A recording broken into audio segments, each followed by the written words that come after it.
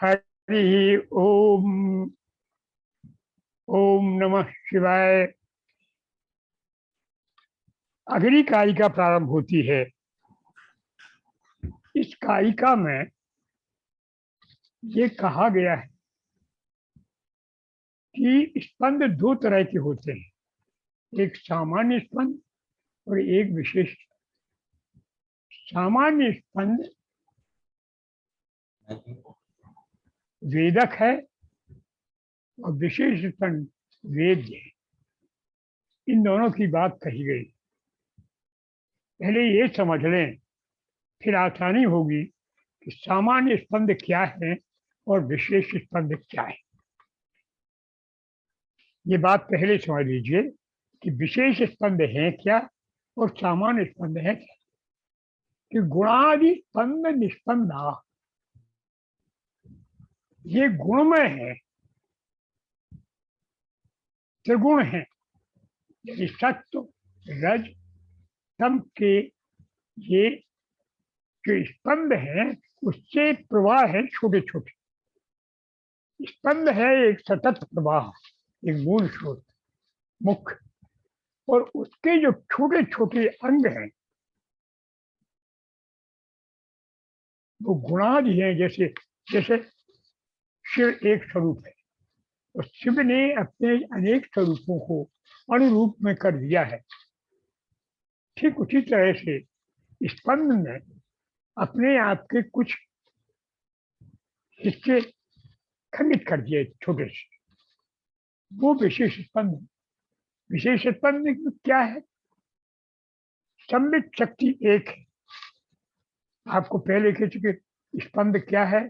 स्पंद है विमर्श शक्ति, स्पंद है पराशक्ति, स्पंद है चित शक्ति। स्पंद है क्या, फिर समझिए कि शिव शक्ति जब मिलते हैं आपस में, शिव है प्रकाश और शक्ति है विमर्श। प्रकाश विमर्श जब मिलते हैं, संगत जैसे पति पत्नी मिलते हैं तो आनंद उत्पन्न होता है। शिव शक्ति मिले तो आनंद हुआ, तो वो आनंद उछलता है, आनंद का लहरें होती। तो वो जो लहर है आनंद की, वो स्पंद है, वही शक्ति है, वही स्पंद शक्ति है, वही विमर्श शक्ति बाहर प्रकट है। तो शिव ही, शिव शक्ति मिलकर के एक हो गए। अब शिव है, इसकी शक्ति मिली हुई है। इनके मिलन से जो आनंद की धारा उत्पन्न हुई है, उस आनंद की धारा का एक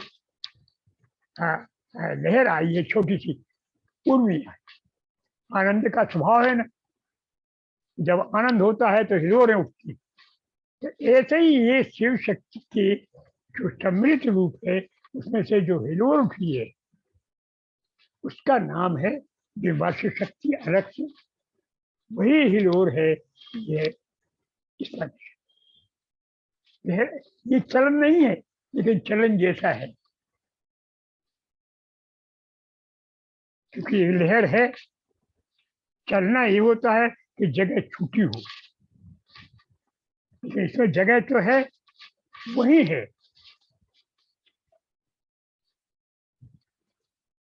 ये है स्पंद। स्पंद माने किंचित चलन, चलन जैसा, एक एक चलने की भावना। बस इतने ही से सारा काम चल गया सृष्टि का। यही में सृष्टि का उदय होता है, सृष्टि का प्रलय होता है।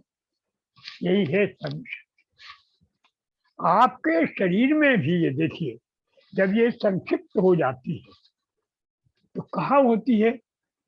ये दो सांसों के बीच में जो गैप, वही है। इससे एक धारा हुई, दूसरी धारा आई, इसके बीच में एक गैप है। सांस गई, सांस आई, बीच में एक गैप है। अत्यंत सूक्ष्म है, अत्यंत सूक्ष्म, अत्यंत सूक्ष्म। वो ध्यान वहां रखें तो आपको फिर सतत मालूम हो जाएगा। फिर 21,600 स्पंद का अनुभव होने लगेगा। दिन और रात में 24 घंटे में आपको 21,600 सांसें होती। हर स्वस्थ व्यक्ति, सामान्य व्यक्ति को ये समझ, इन सांसों के बीच में इतने ही स्पंद, तो इनका यदि ध्यान दिया जाए तो आपको सामान्य स्पंद का पता चल जाए। विशेष स्पंद तो आपको सामने दिख रहे हैं, मैं बोल रहा हूं ये विशेष स्पंद, आपका शरीर है ये विशेष स्पंद, ये हाथ चल रहा है विशेष स्पंद, ये उसके छोटे छोटे से भाग, वो जो चल रहा है, जो एक है, जो स्थिर है, जिसके कारण सांस चल रही है, सांस आ रही है, सांस नहीं है वो, जिसकी शक्ति से सांस जा रही है, सांस आ रही है, वो चलन। ध्यान रखिए, विज्ञान की दृष्टि से सोचिए, वो वहां पर फोर्स है, वहां शक्ति है, बीच है खाली, उसी की शक्ति से गति होती है ऊपर की तरफ। पेंडुलम जहाँ यहाँ से आया, यहाँ गया, फिर यहाँ गया, तो यहाँ शक्ति, यहाँ से आया, फिर यहाँ से शक्ति पाता है। सबसे अधिक शक्ति, शक्ति का केंद्र यहाँ है। तो ये विशेष स्पंद, ये विशेष स्पंद नहीं है, ये सामान्य स्पंद। विशेष स्पंद क्या है? अब उसने अपने आप को दो रूपों में बांटा, किसने? स्पंद, स्पंद शक्ति। एक वो वेदक हो गई, वही वही वेद, वेद में चिन्मयता कम है, वेद में ज्यादा। एक जड़ कहलाता है, चेतन कहलाता है, एक से दूसरा प्रभावित। जो सेंटर है वो वेदक है, और जो उससे छोटे छोटे अंग हैं वे वेद हैं। अब देखिए अब कैसे होता है, अब समझिए जरा कि आपके पास कौन सी शक्ति थी? स्वतंत्र शक्ति, वही सबसे बड़ी शक्ति होती है। स्वतंत्र शक्ति के 5 भाग, क्या गहन है या अध्ययन। एक चित्त होता है, सब कुछ कर सकते हो, सब कुछ जान सकते हो, आप पूर्ण हो, आप सब काल में हो और सब देश। ये 5 को होते।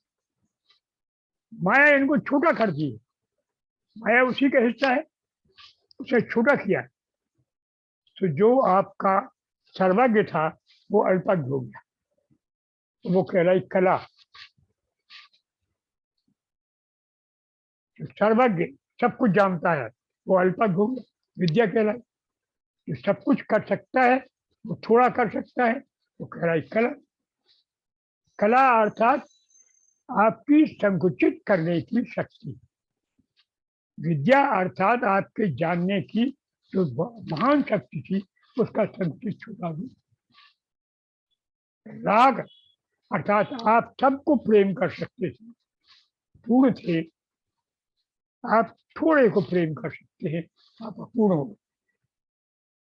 राग, कला, विद्या, राग, काल।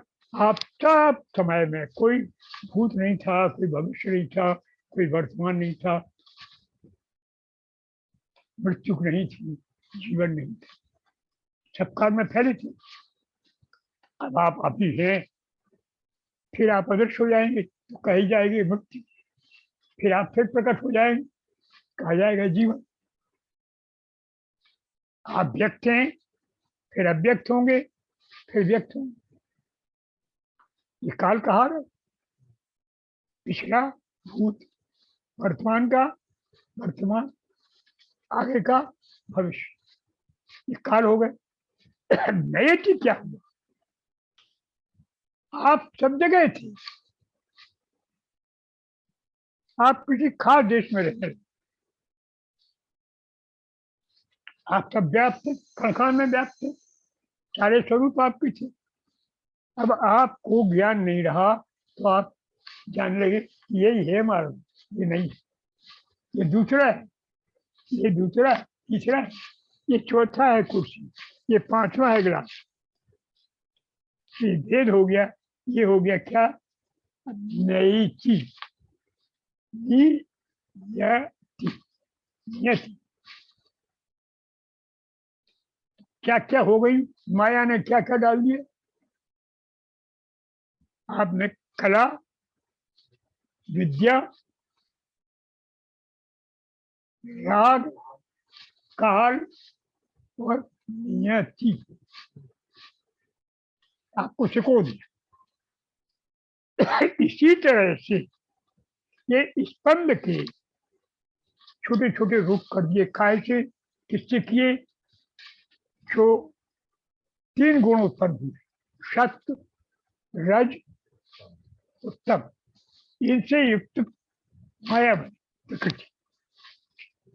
उस माया ने सत्व से उत्पन्न की बुद्धि,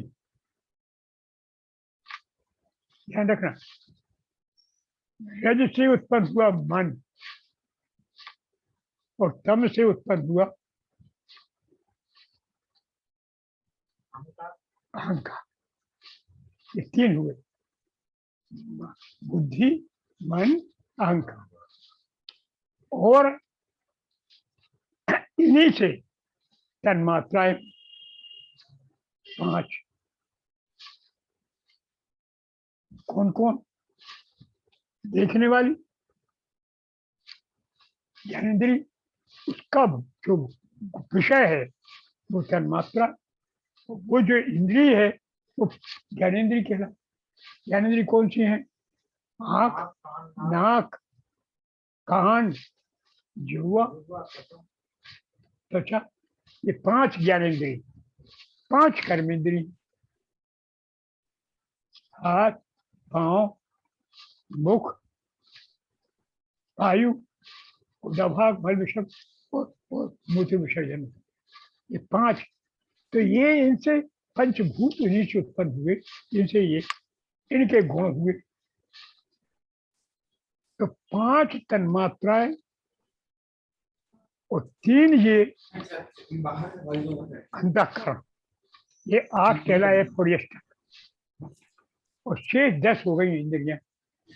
ऊपर जाना, ऊपर चले जाओ। इस प्रकार से ये आपका ये सब स्पंद हुए।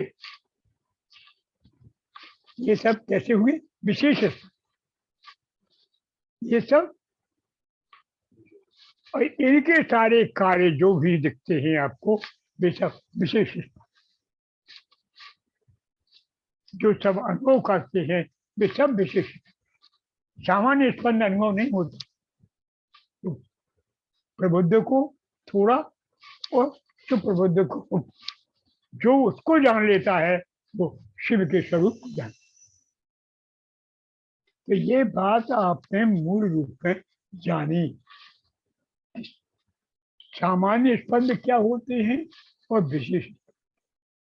तो यहाँ ये कहा गया है गुणादि स्पंद निस्पंदा, गुणादि गुणों से उत्पन्न जो स्पंद है उनके जो निश्चंदा, निश्चंद मान प्रवाह, ये विशेष,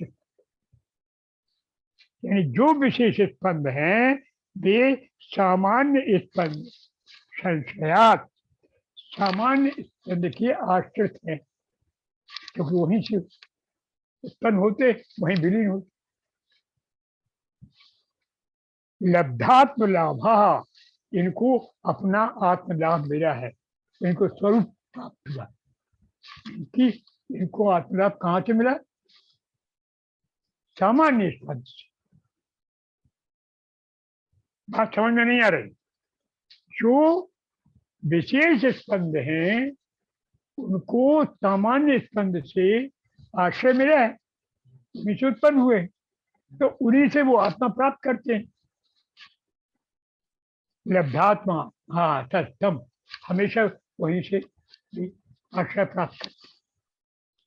स्यु यस्य अपरिपद्धना, ये जो जानता है ज्ञा, ज्ञा को कहते हैं ज्ञाता, जो संपूर्ण समझता है उसको ज्ञ,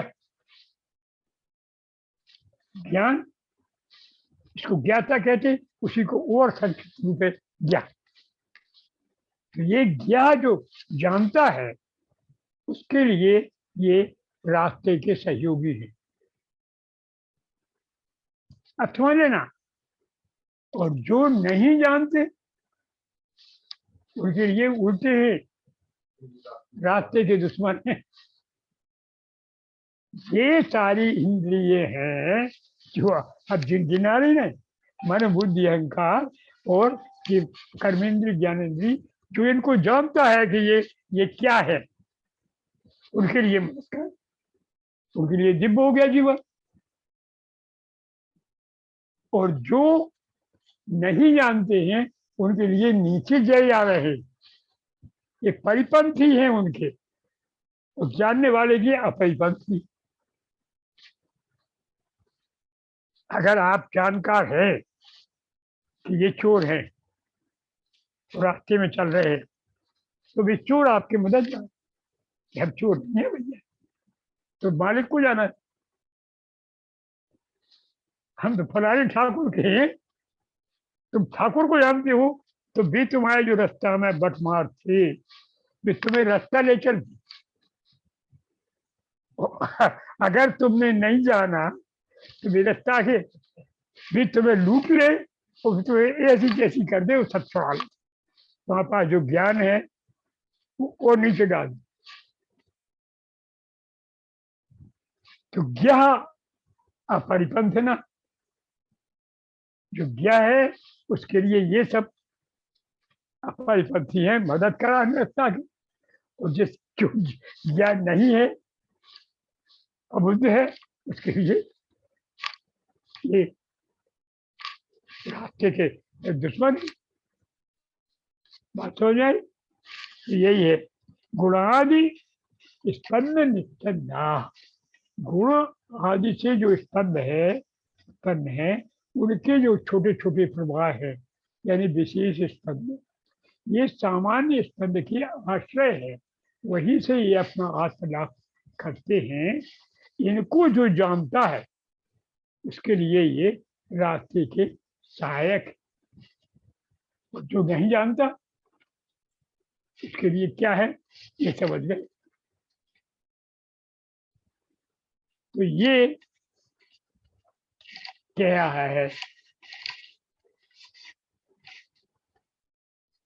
गुणादि स्पंद यानी सामान्य स्पंद संशयात, सामान्य स्पंद से ही लब्धात्म लाभ, वही से ही अपनी आत्मा, वहां से ये बने हैं। ये तुम्हें ज्ञान है अगर, तो सुप्रबुद्धि योगी हो, तो फिर ये तुम्हारे लिए जो ज्ञानेन्द्रिय है, कर्मेंद्रिय है, ये सारे ऑर्गन हैं, ये तुम्हारी मदद करें। ये बात पूरी हो गई। यहाँ एक कारिका संपूर्ण। ओम।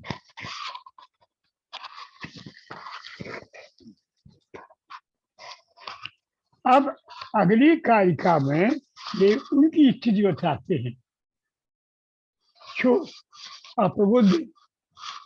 निष्कर्ष तो आप समझ गए क्या बताने वाले, पहले से जो आप समझ गए हैं वही बता रहे हैं।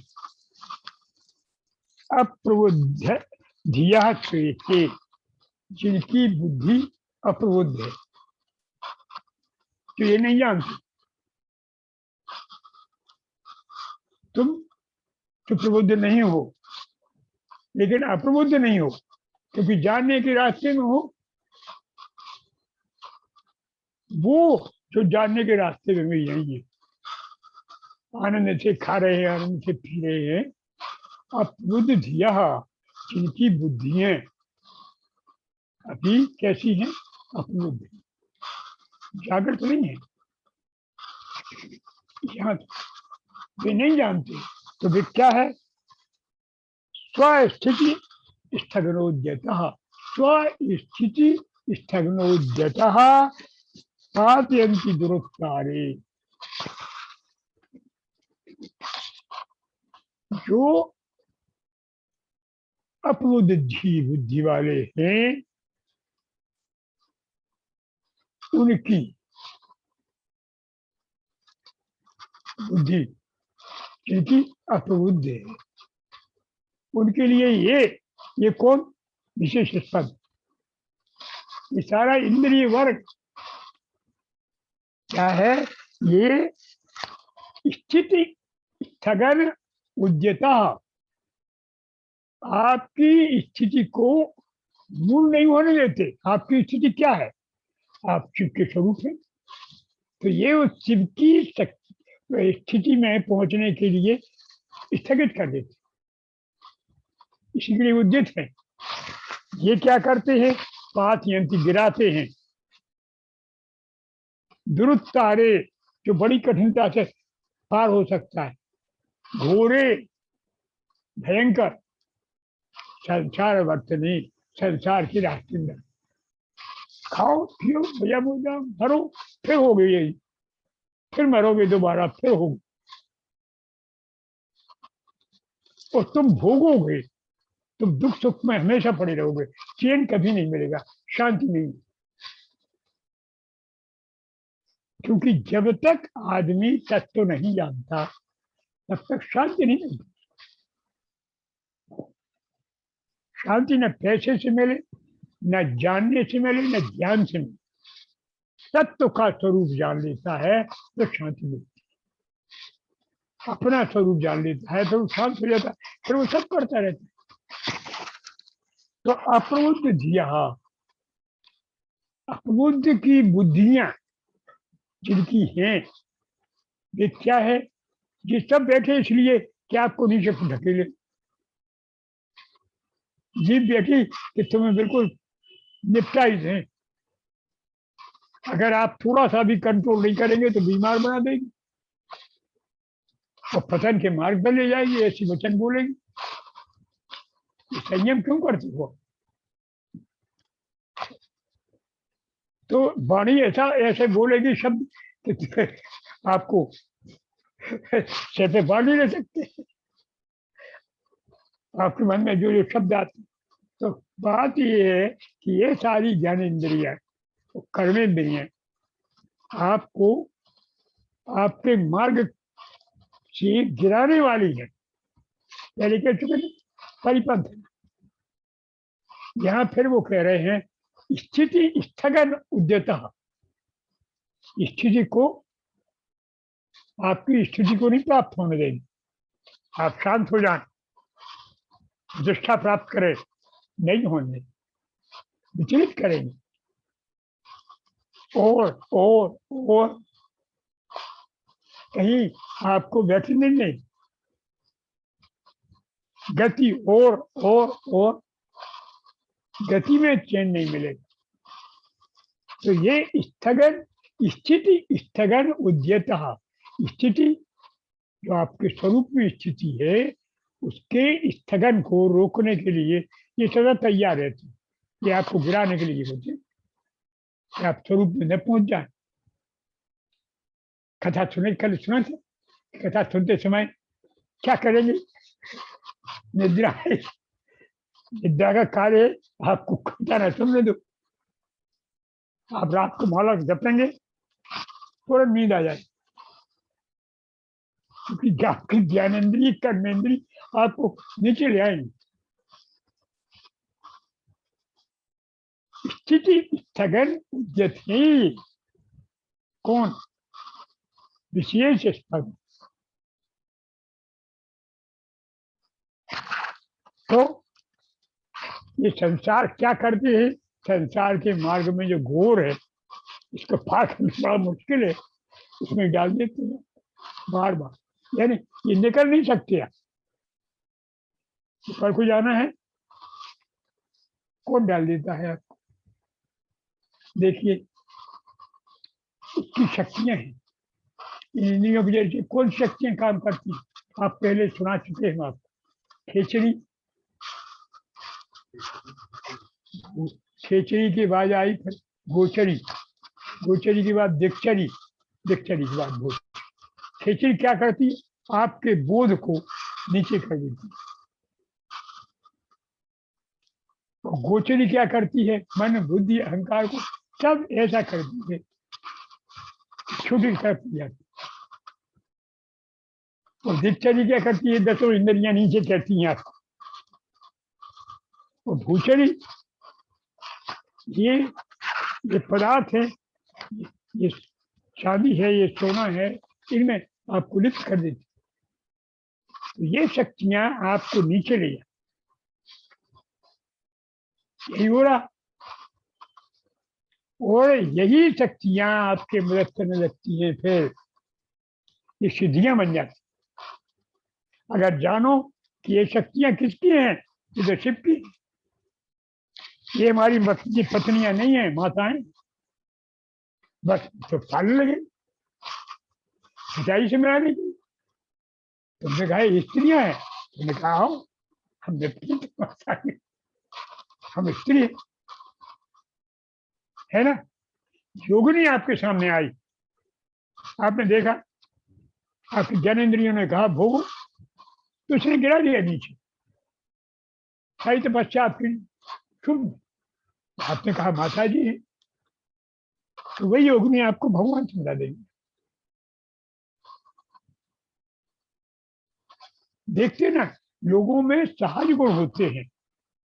एक उदाहरण सुन लीजिए आप, कि शिवाजी के सामने उनके लोग एक स्त्री को लिया, अत्यंत सुंदर थी उस समय, लूट के। तो महाराज आपको प्रोजेक्ट, शिवाजी उसके सामने चरणों पर गिर गए, मुसलमान लड़की थी। तो कहा ये ले तलवार, बड़े अच्छा लगे, आप हमारी माता का रूप। तो गद गद रोने लगी वो।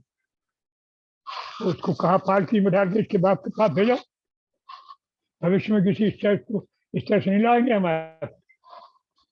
तो ये ऊपर की तरफ को रास्ता काट दिया उसने, वही नीचे गिरा देती। अगर ये धोखा करती, वो भक्ति बनाते, तो उसके मन में शायद ये पत्थर की गुंजाइश रहती, विचार करती, को इनको गिरा देती, इनको मरवा डालती। तो वही शक्ति जब आप उसके मूल स्वरूप को समझ लेते हो, तो वो आपको मदद करती। तो जब नहीं समझते हो, तो ये दूसरी यहाँ बात। अब कैसे बनते हैं, ये आपको